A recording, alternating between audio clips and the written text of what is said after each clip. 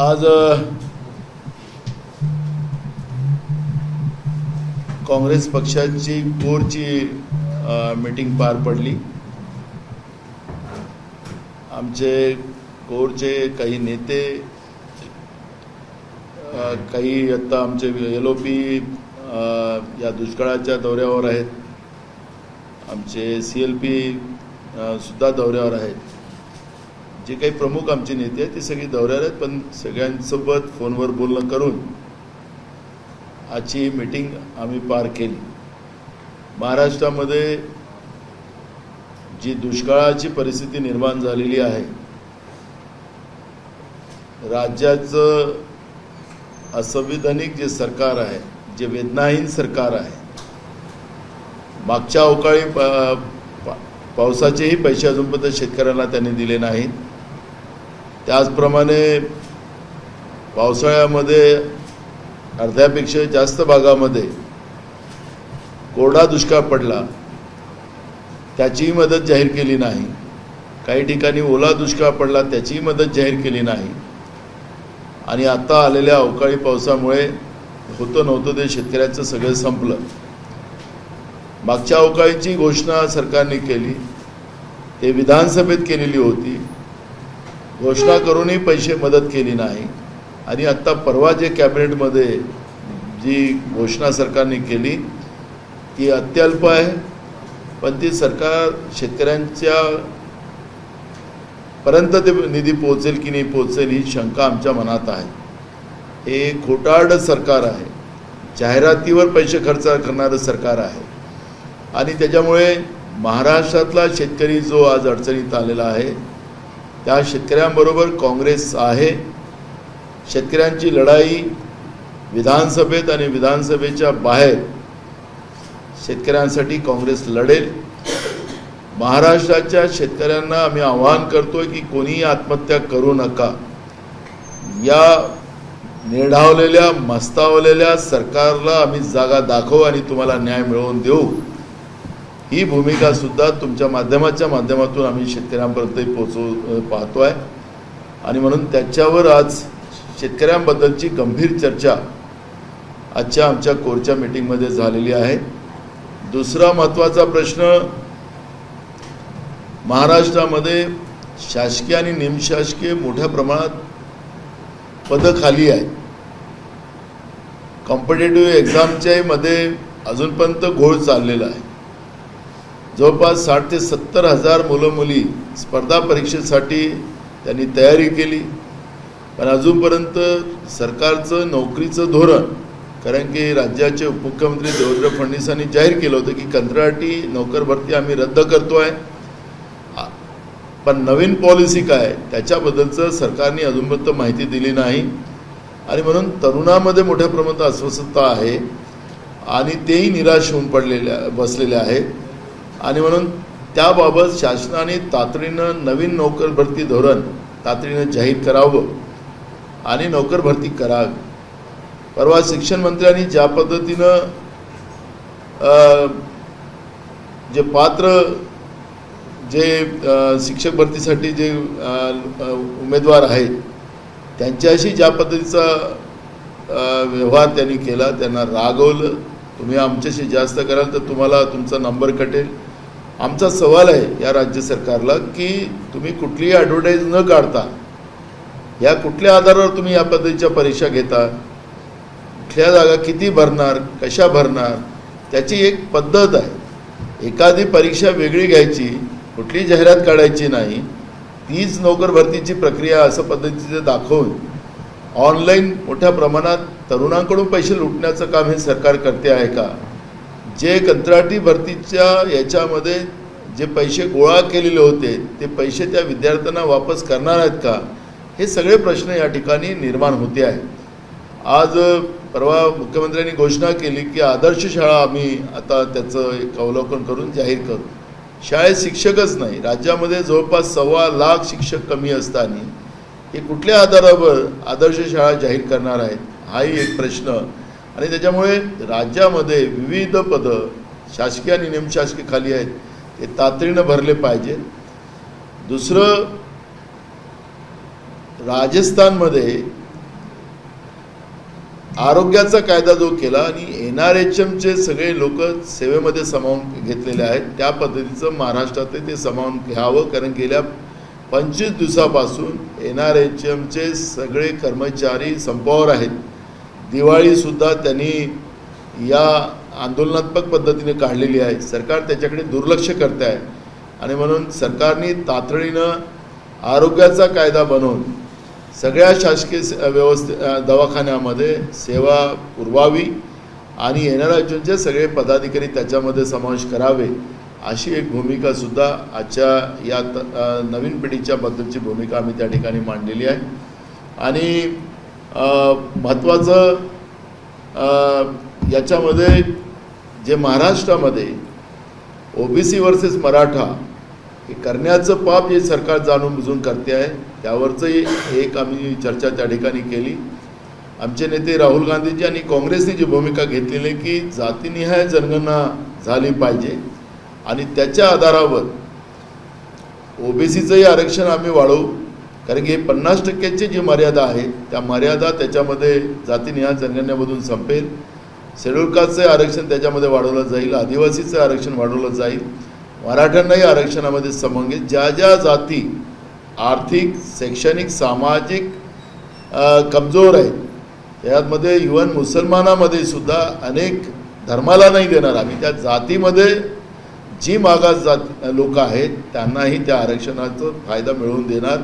आणि म्हणून जातीनिहाय जनगणना ही भूमिका घेऊन आम्ही लोकांपर्यंत पोहोचू. त्याचे फायदे काय ते आम्ही समाजामध्ये दाखवू. आणि ज्या महाराष्ट्रामध्ये छत्रपती शिवाजी महाराजांच्या महाराष्ट्रामध्ये, शाहू आंबेडकरांच्या महाराष्ट्रामध्ये ज्या पद्धतीचा हा जातीवाद निर्माण करून दोन समाजाला तोडण्याचं पाप जे केलं जाते आहे, त्याबद्दलचं एक चिंतन आम्ही केलेलं आहे. आमची भूमिकाही त्यानिमित्तानं आपल्यासमोर मांडलेली आहे. आम्हाला पूर्ण महाराष्ट्र सगळ्या जातीचे, धर्मातले लोक एकसंघ राहिले पाहिजे, ही भूमिका काँग्रेसची आहे. आणि सगळ्यांना सामाजिक न्यायाच्या भूमिकेतून न्याय मिळावा ही भूमिका काँग्रेस पक्षाची आहे. अशा 3-4 मुद्द्यांच्या बाबत आम्ही ही महत्त्वपूर्ण चर्चा या ठिकाणी केलेली.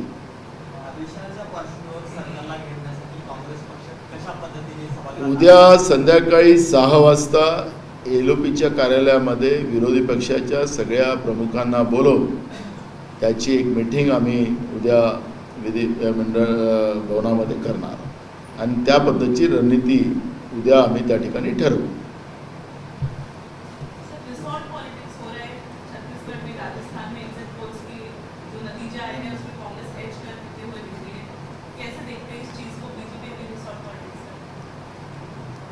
ये बीजेपी कुछ भी पॉलिटिक्स करे, क्योंकि उनकी डर्टी पॉलिटिक्स रही है और आज देश की जनता को वो मान्य नहीं है. हमारे नेता राहुल गांधी जी और हमारे नेता मल्लिकार्जुन खड़गे जी ने जो भूमिका देश की जनता के और विविध 5 राज्यों में जो चुनाव हुए उसमें रखी, वो लोगों ने एक्सेप्ट की. और आज आप देखते हो कि जो 5 राज्यों के चुनाव में उसका चुनाव नतीजा जो 3 तारीख को जो आएगा वो कांग्रेस के ही फेवर में आएगा, वो ही आपको देखने मिलेगा. देखो, हम जितने भी बीजेपी के विरोध के जो दल हैं, जो हमारे साथ चलना चाहते हैं, उनको सबको साथ लेके चलना, ये कांग्रेस की भूमिका है. कांग्रेस राष्ट्रीय पक्ष है और कांग्रेस आजकल की पार्टी तो है ही नहीं जो, लेकिन आज कांग्रेस की भूमिका उसमें स्पष्ट है कि जो संविधान को हम लोगों ने संभाल के रखा था, वो संविधान को ही ये बर्बाद बीजेपी कर रही है. सत्ता के आधार पर 4 स्तंभों को इन लोगों ने उखाड़ने का काम चालू किया है. और ये भूमिका कांग्रेस लेके, जो भी बीजेपी के विरोध की जितनी भी दल हो गए, पॉलिटिकल दल हो गए, उनको साथ लेके चलने की भूमिका कांग्रेस पार्टी की है. Thank you.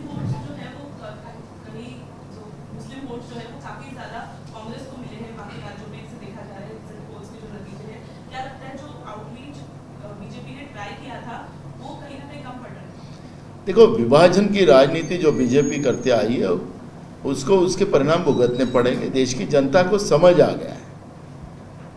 जहाँ से मुसलमानों के वोटों का विभाजन जिस राज्य से शुरू करना चालू किया था, उसी राज्य में मुस्लिम समाज ने जिसने विभाजन करवाया था उसको ही सबक देने का निर्णय उसी राज्य की जनता ने किया है। तो अब देश की मुस्लिम हो या हिंदू या बौद्ध हो या दलित हो, आदिवासी हो, क्रिश्चियंस हो, ये सब लोगों को ये समझ में आ गया कि देश हमारे लिए सर्वोपरि है, देश का संविधान हमें सर्वोपरि है, उसको संभाल सिर्फ सकती है कांग्रेस, और कांग्रेस के साथ खड़े होने की भूमिका अब सभी धर्म और जाति के लोगों ने की है।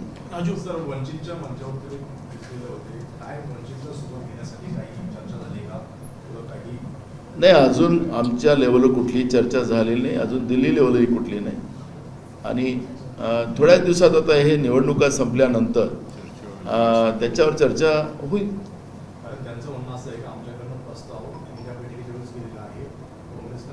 ते पत्र आपल्याला मीडियामध्ये आलेलं आहे, त्याच्यामध्ये कुठलाही प्रस्ताव त्यांना इंडिया अलायन्समध्ये सामावून घ्या एवढंच पत्र आहे।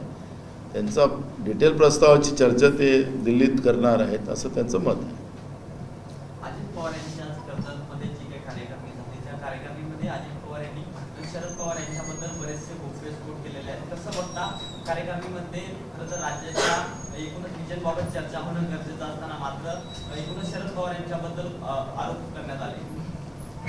जो अजेंडा ज्या पक्षात ते बरोबर ते गेलेत तो अजेंडा त्यांनी दिला असेल त्याच्यावर त्यांना बोलावंच लागतं, त्याच्या आधारावर ते बोलले असतील। त्याच्यामुळे आम्हाला पण त्यांच्या पक्षात काय कोण काय बोलावं काय नाही बोलावं ते आम्हाला बंधन करता येणार नाही, त्याच्यावर आम्हाला फार प्रतिक्रिया द्यायचं कारण नाही।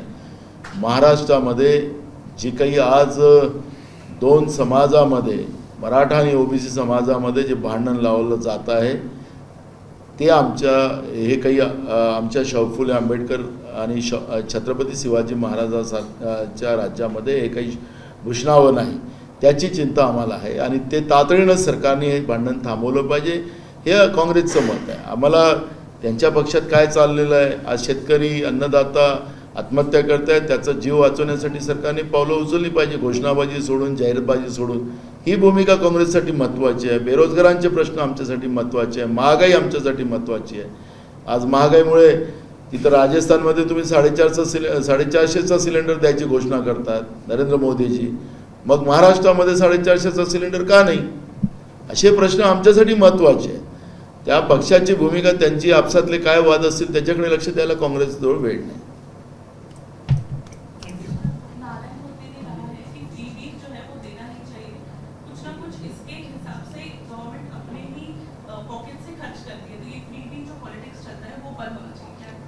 मुझे है कि जो जुमलेबाज हैं उनके लिए नारायण मूर्ति जी ने कहा होगा, तो क्योंकि नारायण मूर्ति जी उनके ज़्यादा संबंध में हैं तो इसलिए मुझे लगता है कि उन्हें जुमलेबाजों को सलाह दी होगी।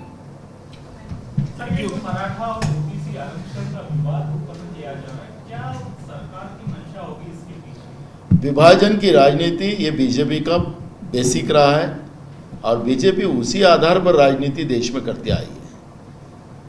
कभी मुस्लिम हिंदू, कभी बौद्ध हिंदू, इस तरह की ये राजनीति बीजेपी की ये हमेशा पॉलिसी रही है, और उसी आधार पर राजनीति अब कोई इशू ही नहीं रहा है। महाराष्ट्र में मुस्लिम हिंदू करने की कोशिश हुई, औरंगाबाद से शुरू हुई।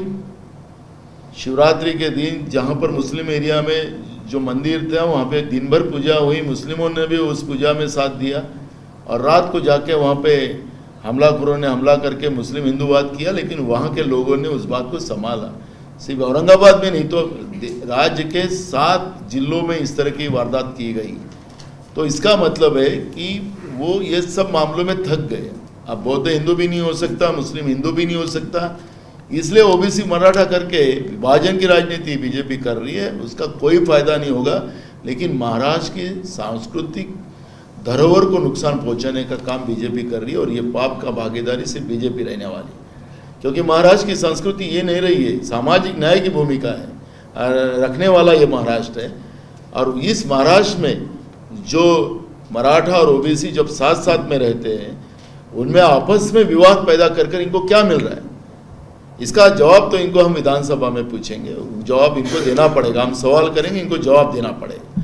एकदम क्लियर भूमिका हमारी है, और ये इस तरह का पाप इनको हम महाराष्ट्र में नहीं करने देंगे। कांग्रेस छत्रपति शिवाजी महाराज और शाहू फुले अम्बेडकर विचारधारा को लेके चलने वाली पार्टी है और महाराष्ट्र की इस तबाही को कांग्रेस कभी भी सहन नहीं करेगी. एबीपी माझा, उघडा डोळे बघा नीट.